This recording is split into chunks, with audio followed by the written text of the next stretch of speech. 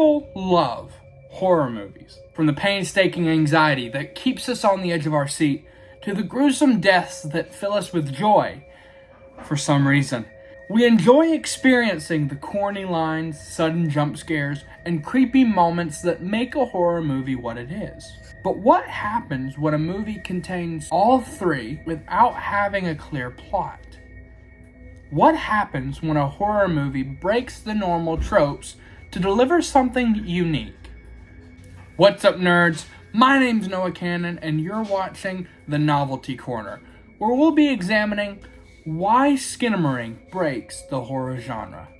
I think before we begin our analysis of Skinamarink, it's important to understand what a horror movie is.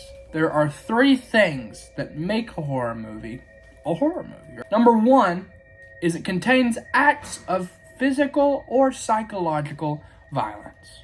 Number two is it contains psychotic characters or malevolent monsters. And number three, it uses atmosphere to build suspense. Some good examples of these is Scream. You have physical and psychological violence, where a killer is calling people and then killing them. You also have a psychotic character, being Ghostface. Another good example is Stephen King's It. Right? We have a clown that is from another world, a malevolent monster.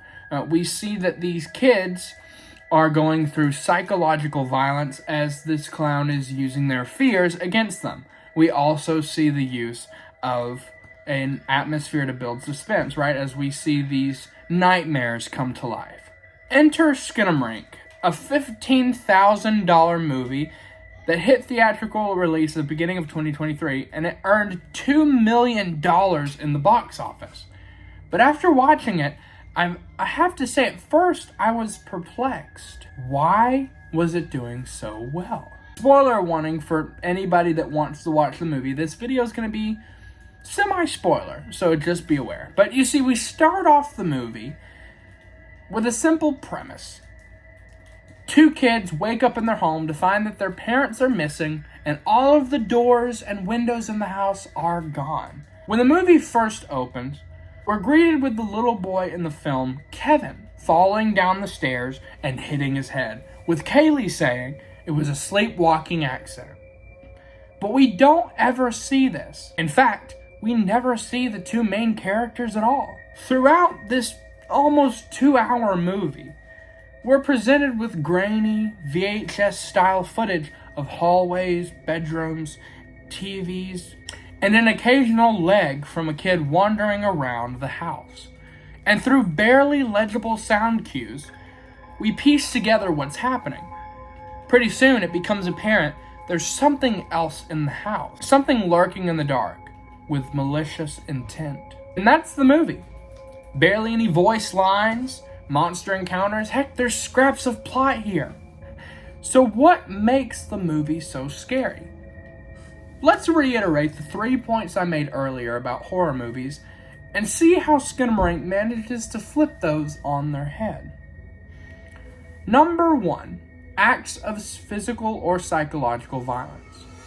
Now, in most horror films, we see a killer that immediately kills somebody, or a person that's experiencing vivid nightmares or hallucinations leading up to the antagonist of the movie. It's the staple of the movie. It's what makes the movie so scary.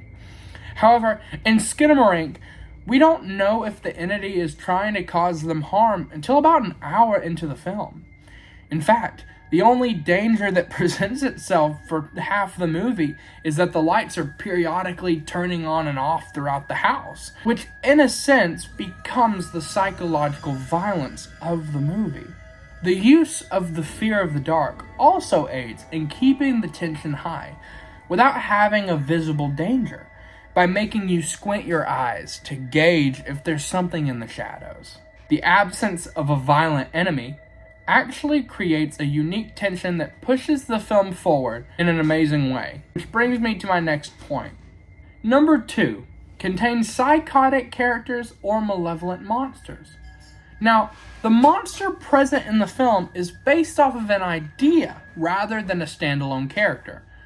We see that people like Ghostface. Again, I keep bringing up Scream, but it's just such a classic trope of horror. We see Ghostface as just a guy with malicious intent. He's an actual character. The director of the film wanted to reenact the feeling of a recurring nightmare he had experienced as a kid. Waking up in the dark with no one else around and being pursued by a variety of threats. Therefore, in the film, the variety of threats is shown as a faceless danger, as we don't see it at all during the movie. We are instead made known by its presence when it speaks, telling the kids to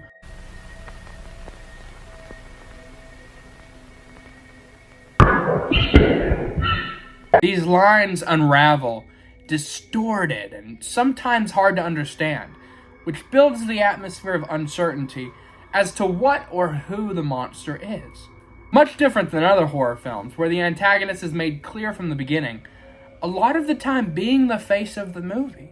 Which adds up to our third point. Uses atmosphere to build suspense. We see these atmospheric buildups through the use of sound. The music will swell. It gets quiet. And then boom! You've seen this trick done so many times throughout horror history. However, Skinamarink again flips this on its head. See, the atmosphere succeeds in silence. Again, throughout the movie, there's minimal sound. And when there's snippets of dialogue, it's muffled, distant, sometimes illegible. I found myself sitting with my sister, so focused on what the kids were saying, or what the monster was whispering. And that's when they get you. Jump scares are heart-stopping.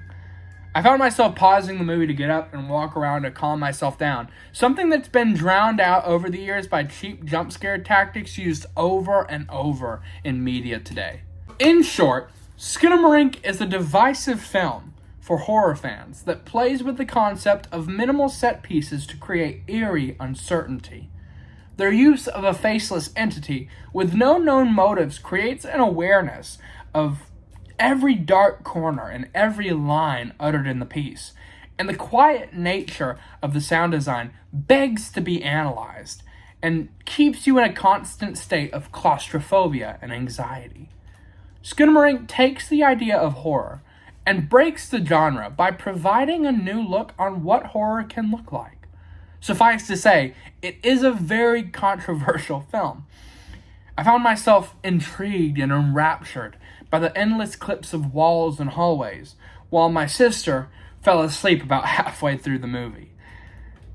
But there's no denying that it is a fresh take on the horror genre, and I hope to see more of its kind very soon.